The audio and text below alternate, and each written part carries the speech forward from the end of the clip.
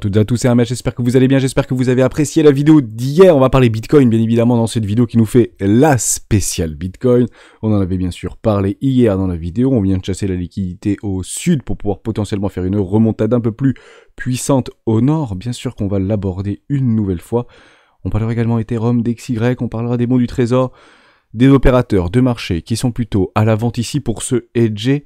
On parle de tout ça et surtout quelque chose de capital en cette fin d'année, en plein déni, dans une possible remontée extraordinaire. On va en parler maintenant. Avant de commencer, je vous invite toujours à rejoindre le Discord des rois du marché. N'hésitez pas, le lien sur la description. On est plus de 11 700 sur ce Discord à partager nos charts, nos graphiques, nos analyses chartistes, nos analyses également fondamentales et bien plus encore. Toujours avec beaucoup de bienveillance. Vous y trouverez également à l'intérieur une documentation, juste ici dans l'onglet documentation, d'une stratégie qui s'appelle la stratégie des 4 rois. N'hésitez pas à l'utiliser, vous en imprégner, vous en inspirer pour vous aussi trouver votre propre style d'investissement, que ce soit sur le court, moyen, long terme, sur les cryptoactifs, comme les marchés plus traditionnels. Bitcoin en 4 heures. On attendait potentiellement pour pouvoir se positionner une divergence éventuelle haussière qui était en train de se mettre en place. Je vais la tracer ici un peu plus voilà, de visibilité. Ici, divergence. Est-ce qu'on l'a confirmé? La réponse est oui. Ici, ça monte ou c'est plat, mais ça monte plutôt. Ici, ça baisse et on vient d'avaler la petite bougie bleue, la petite bougie rouge précédente ici. Donc, votre divergence en 4 heures est validée. Stop en dessous de la structure et éventuellement aller chercher des ratios. Ici, premier arrêt, 0,50, 618, etc. Vous vous rappelez de ces petites lignes de l'ensemble, ce qu'on met en place. D'ailleurs, vous avez une toute petite structure sur le MACD ici en 4 heures, donc c'est validé également. Donc en 4 heures, sur du très court terme, la dynamique est dans les mains des boules ici, ni plus ni moins. On l'avait abordé ensemble, ces fameuses lignes de tendance qu'on peut tracer jusqu'à l'infini finalement. Vous pouvez faire des copier-coller toujours en gardant une adjacente ou un parallélisme parfait. On vient exactement travailler dessus. C'est quand même assez chirurgical l'histoire. Et puis derrière, on est en train de rebondir. Est-ce qu'on pouvait prendre des longues ici? Oui, bien évidemment, avec des shorts plus ou moins élevés. Vous pouvez éventuellement essayer de les encadrer. C'est extrêmement difficile. Pas plus de 1% de son capital d'investissement dans une idée de trade. Si vous perdez 80 fois, vous risquez d'être rentable. Pourquoi? Parce que tout est capé par rapport à votre risque management.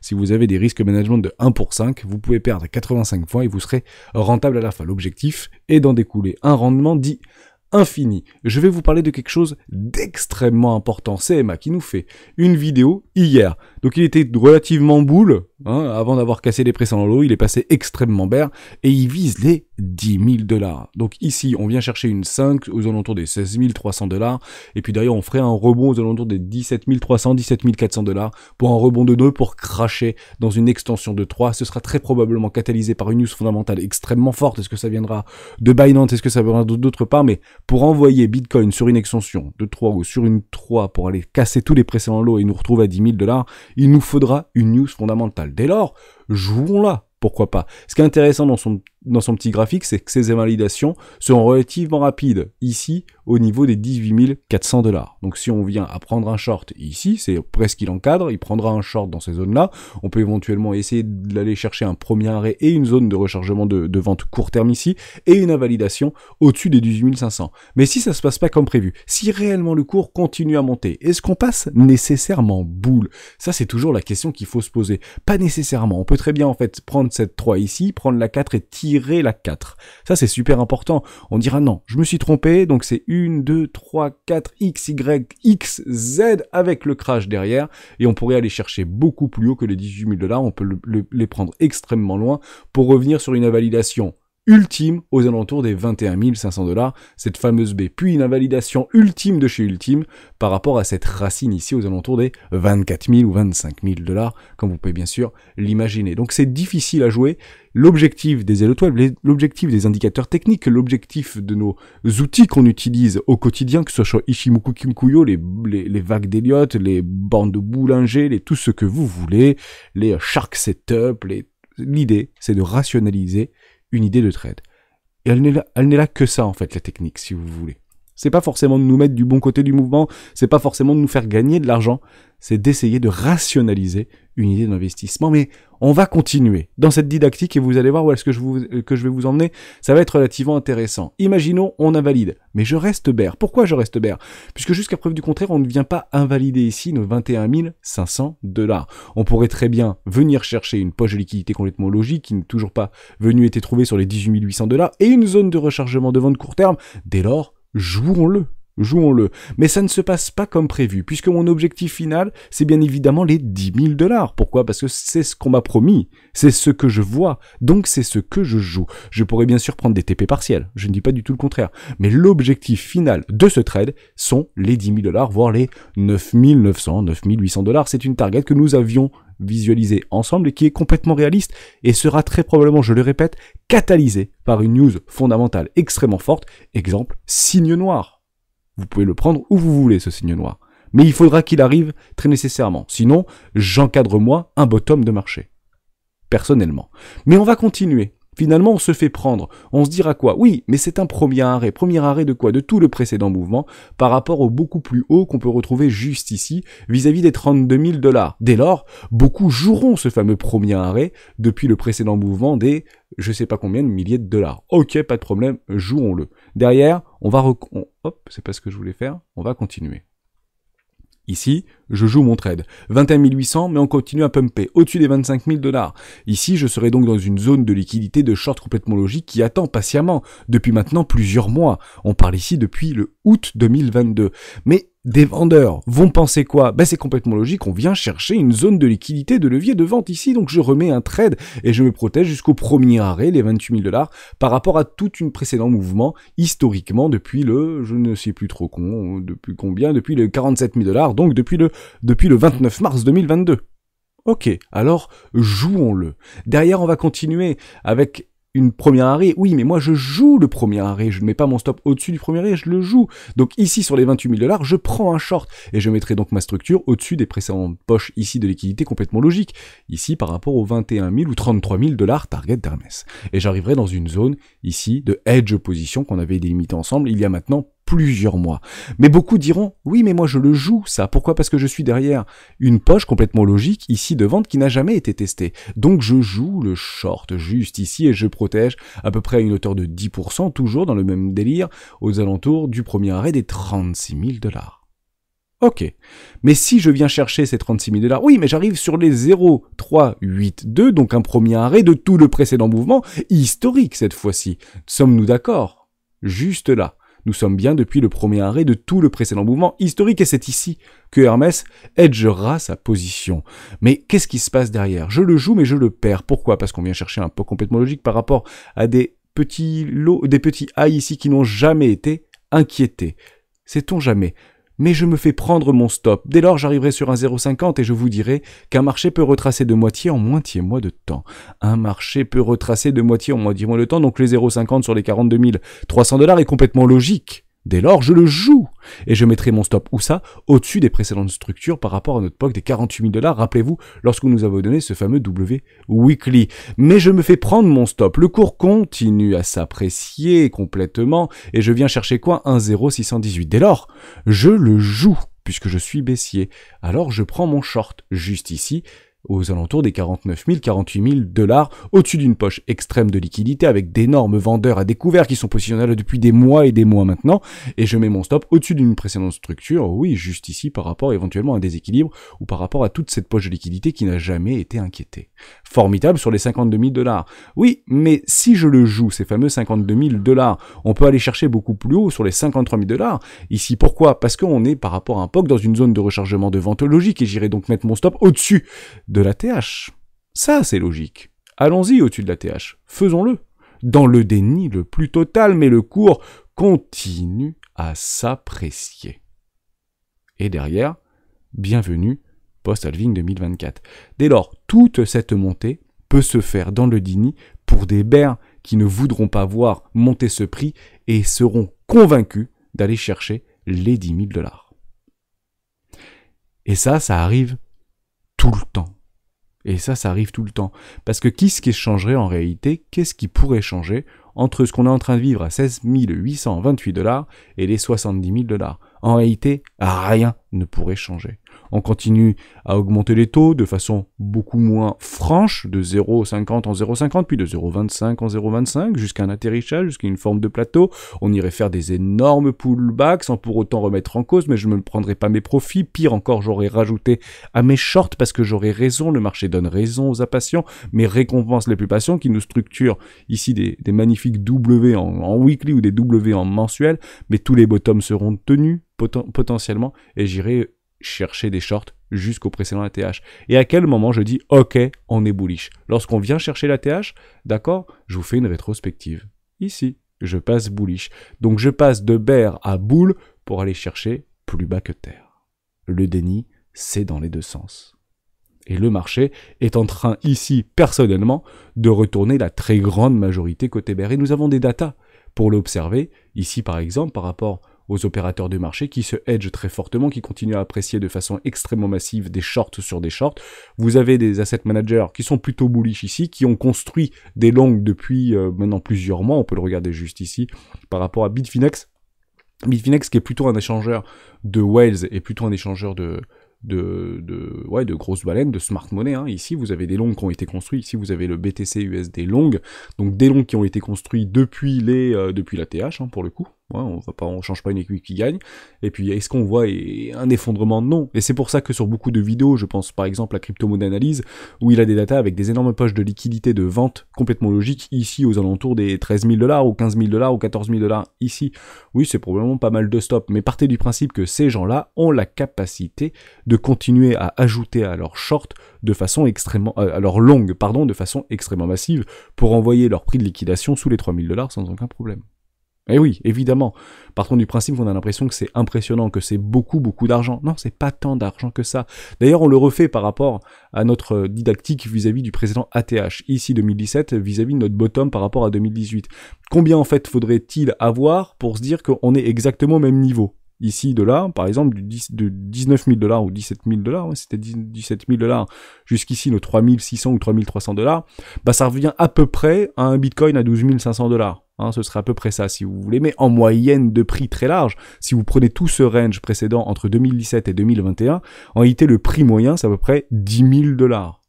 Si vous reprenez le range moyen entre les 70 000 et les 16 800 $ ou les 15 500 $, si on prend vraiment les bottoms de marché actuellement, ou les points bas de marché, parlons comme ça, finalement, vous allez vite vous apercevoir que la moyenne, si vous voulez, de lissage de prix est autour des 35 voire 38 000 $. 38 000 $. Donc les 10 000 $ d'ici correspondent aux 38 000 $ d'ici. Or, quand on a commencé à nous retrouver des structures de marché potentiellement dans le déni, beaucoup étaient vendeurs ici et beaucoup étaient baissiers, beaucoup étaient partis.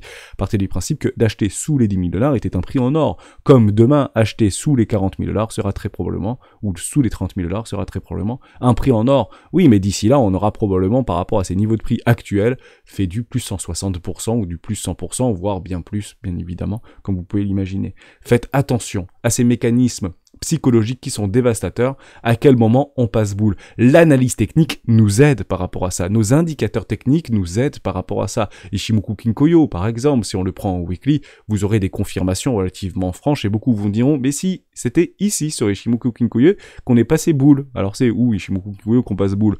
Si on vient accepter au-dessus de la Kinjun ici, sur les 20 000 $, si on réattaque et on confirme une bougie en weekly avec des structures en W weekly, je vais le zoomer beaucoup plus pour bien que vous le voyez ici, on structure des W dans des W weekly, on vient chercher la Tenkad Kinjun, on accepte au-dessus de la Kinjun. Beaucoup diront non, je ne suis pas complètement boule, il faut traverser le nuage est extrêmement épais, on peut continuer bien évidemment à ranger, on aurait d'ailleurs une jolie petite résistance ici sur les 28 000 $, ce serait plutôt pas mal avec un plat. Bref, on continue à s'apprécier dans le nuage, voire continuer à aller en bas, mais sans pour autant remettre en cause les précédents bottoms de marché. Prenez bien sûr vos profils lorsqu'ils se présentent, traiteurs, je vous parle. D'ailleurs, on partirait potentiellement to the moon et puis on passerait au-dessus du nuage et là tout le monde vous dira c'est boule, mais vous serez bear parce que ça fait des mois qu'on est bear et ça fait des mois qu'on n'arrive plus à rien faire et donc je prends mes profits et je sauve tout ce qui peut être sauvé. Votre stratégie sera la grande gagnante de tout ce marché.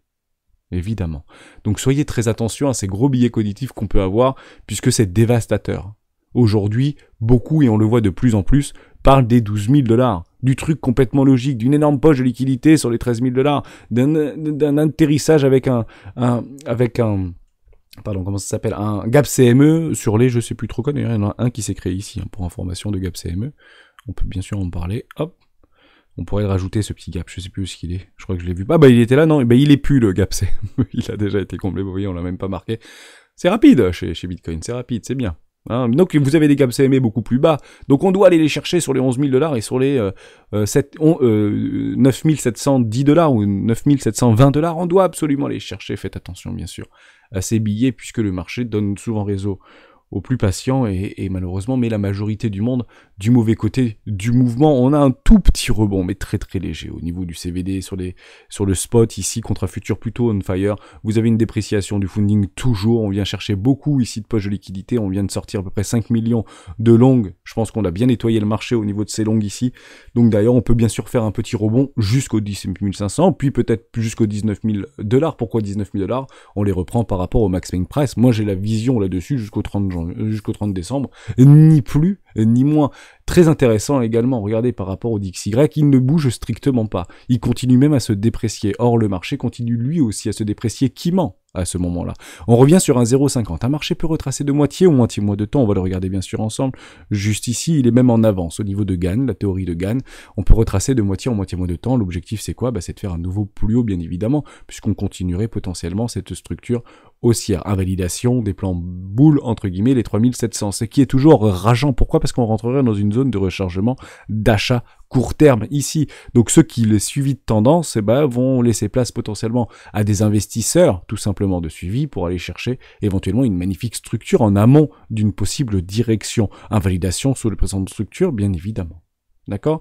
Mais pour l'instant, plutôt pas rassurant, mais ni méfiant par rapport au S&P 500. S'il n'y a pas de news catalysante, pour moi, l'objectif de prix reste toujours le même ici, qu'on avait bien sûr analysé ensemble, entre les 4 300 $ et les 4 500 $. On peut le faire relativement rapidement. Le plus important également au niveau du crypto total, parce que tout se passe sur les crypto total. On est ici sur des fameuses résistances très fortes, supports très forts, qui sont des bottoms en fait de marché. Est-ce qu'on a clôturé ou pas une magnifique structure de retournement en weekly? La réponse est non, on n'a pas structuré au-dessus de ces précédentes mèches, donc pour l'instant notre divergence haussière en weekly n'est pas confirmée. Mais on vient chercher quoi? Une zone de rechargement d'achat. Ça, c'est intéressant. On va juste baiser un tout petit peu ici. On va le reprendre. J'avais pas mon aimant, pardon. Ici, on vient chercher quoi? Une zone de rechargement d'achat. Mettez-vous en place, trader. Pourquoi pas aller chercher range trader ici, je vous parle. Vous achetez les bas de range et vous vendez potentiellement les bas de range. Nous avons nos bornes hautes ou ça sur un premier arrêt. Et généralement, les bornes hautes de range se placent sur des premiers arrêts. C'est chirurgical. C'est chirurgical. Pour nous structurer quoi? Des retournements de tendance. Je passerai boule plutôt ici. Je passerai boule personnellement plutôt ici et je n'aurai pas peur d'acheter plus haut. Également, le Nasdaq continue à se déprécier. Ça, c'est toujours un petit peu pénible. On arrive dans une zone de rechargement d'achat sur un premier arrêt historique depuis les précédents bottoms de marché. C'est très très loin en arrière. Là, on peut même passer en mensuel. Est-ce que ça cède? Si ça cède, pour le coup, on rentrerait dans un bear market relativement profond. Ça, on veut pas que ça cède, ça. Si ça cède, généralement, ça peut aller beaucoup plus bas, malheureusement, et on pourrait avoir ce fameux crack de tous les temps, Bitcoin à 10 000 et nos valeurs technologiques qui auront perdu comme lors de l'éclatement de la bulle des dot-com. Parlons aujourd'hui de la bulle technologique du numérique. Ça commence à partir dans tous les sens sur les plateaux TV, notamment sur BFM TV, sur BFM Business. On a parlé de la bulle des .com. Maintenant, on parle de la bulle du numérique. Alors, c'est formidable quand on approche de l'explosion à moins 40% au niveau de nos valeurs préférées, voire moins 80, voire 90% sur beaucoup de nos valeurs aussi préférées technologiques, au numérique, on peut les appeler comme ça. On parle de l'éclatement de la bulle du numérique. À la fin de son éclatement, c'est toujours courant. Beaucoup diront, bien évidemment, qu'ils l'ont vu arriver, que c'était normal, Blackberry, etc. Généralement, si trop de personnes y sont convaincues, on approche très rapidement de bottom de marché. J'ai fait tout ce que je voulais vous dire. On a parlé de ces indicateurs techniques, de ces vagues d'Elliott, de ce déni qu'on pourrait avoir, sans pour autant remettre en cause le rêve de toute cette technologie blockchain qui n'est qu'à ses débuts. D'ailleurs, si vous voulez en savoir plus, j'ai réalisé ici une vidéo avec Anthony Lezouamier Gémio, c'est le cofondateur de Swissborg. N'hésitez pas à aller le voir. Il a une vision très claire, une vision plutôt lointaine et constructive par rapport à ce que peut devenir le marché crypto demain. Il en est au cœur, si vous voulez, de cet écosystème. N'hésitez pas à aller le voir. Vous avez des liens dans la description. Swissborg, ça ira toujours jusqu'à fin janvier. N'hésitez pas à en profiter. Je crois qu'ils ont déjà levé 5 ou 6 millions de dollars depuis la dernière vidéo. Vous avez également ici la possibilité d'avoir un petit coupon. Vous savez Swissborg, mais il y a un truc en plus, c'est toujours intéressant. Je ne savais pas, je l'ai vu passer hier soir. Donc plutôt intéressant, je vais vous en parler. Vous avez la possibilité en passant par là d'avoir un petit ticket si vous déposez 50 € entre 1 et 100 $. Je garantis pour les 50 premiers inscrits un ticket de 20 $. Voilà, donc on fait les paiements tous les mardis ou tous les vendredis. Vous pouvez éventuellement, il reste bien sûr de la place. Vous êtes très nombreux, d'ailleurs, à vous être inscrits sur le lien Swissborg, donc merci pour ça. Et en plus, vous avez la possibilité de doubler ici votre reward. Donc du 20 au 27 décembre, votre petit ticket reward de parrainage est doublé. Donc vous aussi, si vous voulez, vous pouvez inviter vos propres amis à profiter du double reward. Donc c'est plus de 1 à 100 €, mais de 2 à 200 € minimum, du 20 au 27. Voilà. Pour ça. Ça peut être très intéressant. Donc bien sûr, c'est un algorithme. Si vous avez réussi à avoir 18 $ avant-hier ou 5 $ avant-hier, ça ne veut pas dire que vous allez avoir obligatoirement 10 $ si vous aviez attendu, bien sûr, cette petite offre-là. Également, en parlant de ça, vous avez également la possibilité, toujours en cours, il reste que quelques places, je vous le dis, par rapport à Bybit. Vous savez, 25 $ de bonus sur les contrats futurs. Donc ça, c'est si vous faites un dépôt de 100 € minimum ou 100 $ minimum, que ce soit en crypto, que ce soit en CEPA, que ce soit en CB, vous pouvez le faire. CB, je crois que c'est plus possible en euro CB, donc c'est que CEPA. CEPA, ça marche très bien, on l'a vu d'ailleurs avec un des membres hier. Si vous avez des difficultés, venez sur le Discord. Vous avez ici dans le Discord onglet Bybit. N'hésitez pas à venir nous rejoindre et on vous aide bien sûr à réaliser tout ça. On est également là pour ça. Si vous avez aussi des soucis, vous savez, on a eu un souci, je vous en parle. C'est très intéressant. J'ai un membre qui a mis un commentaire directement dans YouTube par rapport à la vidéo ici. Je suis très déçu puisque j'ai envoyé 1000 € et puis j'ai jamais reçu. Je me suis fait envoyer péter par Swissborg, etc. J'ai dit je trouve ça très étonnant, donc je vais reprendre le dossier et c'est aussi ça ma devise, si vous voulez, c'est de vous aider si vous avez des difficultés. Maintenant que je rentre en relation avec Swissborg et j'en suis très heureux, c'est de vous aider si vous avez reçu il y a plusieurs mois en arrière quelques mésaventures. Donc il avait perdu finalement ses 1000 ou 700 € et puis on a réussi à trouver une solution, il va les récupérer. Voilà, donc il y a des protocoles, des processus, comme maintenant sur Coinbase, comme maintenant sur Bybit ou sur encore Binance, la possibilité, si vous envoyez des tokens, des USDT depuis la balance Marchain sur un protocole ERC20 qui est bien sûr Ethereum, et c'est des erreurs qui sont très communes finalement, il y a aujourd'hui des outils pour pouvoir récupérer ces petites erreurs de transfert, vos USDT qui sont bloqués, donc ça fait plusieurs mois. Il était très content et je suis pour le coup très heureux pour toi qu'on ait réussi à trouver une solution. Donc j'envoie un appel, si vous avez des sous qui sont bloqués sur Bybit parce que vous avez fait des mauvais transferts, etc., ou sur Swissborg, ou sur je sais pas trop quoi, entre guillemets, revenez en arrière, il y a peut-être des possibilités, même si ça fait 6 mois ou 9 mois en arrière que vous êtes trompé, de pouvoir les récupérer. On a eu exactement la même situation avec Crypto.com, alors que je ne suis pas partenaire Crypto.com, ou je ne suis pas en relation avec Crypto.com, mais on a réussi à trouver des solutions pour pouvoir le sortir de la panacée. Je suis très heureux également pour toi. Vous êtes nombreux à venir dans ce sens-là. Vérifiez bien sûr à 2 fois, toujours pareil. Quand vous envoyez des petites sommes d'argent, envoyez une petite somme d'argent, on va en envoyer une plus grosse somme d'argent pour voir que ça arrive bien. Voilà, on n'est pas à 2 € près ou à 1 € près. Si vous envoyez 1000 $, bon, si vous perdez 2 $ juste pour tester le protocole, on est au début de rien, les erreurs sont faciles, bien évidemment, et vous n'avez pas un conseiller financier derrière pour vous dire oui, vous avez envoyé un virement. D'ailleurs, c'est rigolé, mais si vous envoyez un virement d'une banque vers une autre banque parce que vous êtes fait escroquer sur le Bon Coin, une bagnole ou un voyage, vous récupérez pas votre virement, pour être tout à fait honnête. Donc on pense que on est très protégé, mais non, vous n'êtes pas très protégé. On paye des assurances très fortes au niveau de la CB. J'envoie un appel dans les commentaires si vous avez déjà eu ce cas de figure. Quand vous envoyez un virement d'un compte A à un compte B, d'une banque à une autre banque, vous ne retrouvez pas votre argent, ça part et c'est terminé. C'est comme si vous aviez fait entre guillemets un paiement en liquide. Je trouve ça dingue, c'est déjà arrivé plusieurs fois. Il y a des assurances qui existent pour ça actuellement, ça n'existe pas dans la crypto, mais ça existera bien évidemment probablement demain. Donc double le bonus Bybit, vous avez ici le petit questionnaire, tout est dans la description, et également un petit truc toujours sympa, je vais y participer parce que pour le coup ça coûte strictement rien, vous pouvez gagner une voiture, vous pouvez gagner des iPhones, vous pouvez 5 $ en Bybit, etc. Vous avez des petites choses à réaliser, donc Readbots, vous avez copy trading options, mais c'est des toutes petites sommes en fait. Je crois que par exemple pour les contrats futurs c'est jusqu'à 5000 $ d'aller-retour, donc ça va relativement vite, 100 $ x 10, vous êtes déjà à 1000, vous le faites 3 fois, bon ça va relativement vite, ou x 100 vous y êtes déjà, ça va relativement vite, c'est pas inatteignable, c'est pour ça que je vous en parle. Par rapport à ce bingo, c'est un petit peu le bingo jusqu'à 1,2. Alors c'était 1 million $, maintenant c'est passé à 1 200 000 $. Comme quoi, c'est ne pas la crise chez tout le monde. Donc je vais y participer et puis je vais essayer de, si je gagne un iPhone 14 Pro, je vous l'offre. Voilà, tout simplement. Et on ferait un giveaway de Noël, tout simplement. J'espère que je vous ai aidé dans cette vidéo, j'espère que j'ai pas été trop long. Encore une fois, pas trop décousu, je regarde un petit peu mes notes, si oui ou non il y a quelque chose. D'ailleurs, en parlant de Bybit, je finis, je le dis très rarement, je vous le mettrai également en haut à droite de cette vidéo. N'hésitez pas à aller le voir, on avait fait un super entretien avec un country manager Europe qui était très bien perçu par la communauté, ça avait fait beaucoup de vues pour le coup.